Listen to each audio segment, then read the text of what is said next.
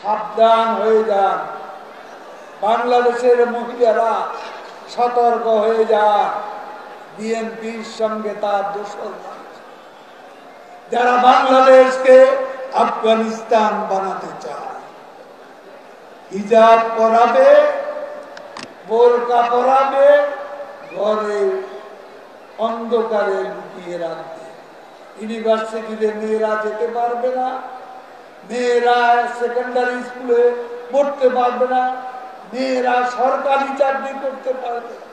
এ হলো আফগানিস্তান।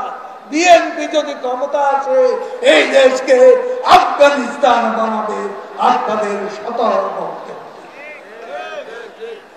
শেখ হাসিনাই এদেশের মহিলাদের সম্মানিত করেছে।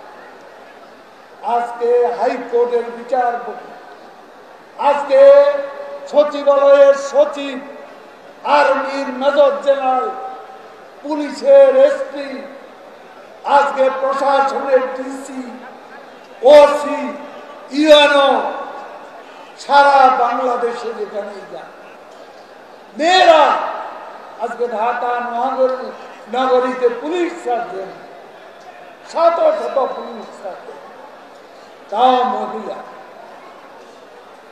সন্তানের পবিত্রিক টাকা মহিলার কাছে যায়, মায়ের কাছে, বাবার কাছে নয়।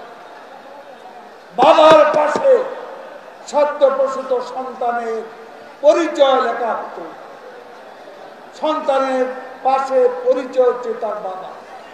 শেখ হাসিনা ক্ষমতায় এসে বললেন, না, যে মা এই বাচ্চার জন্য এত কষ্ট করে, সে মার নামও থাকতে হবে।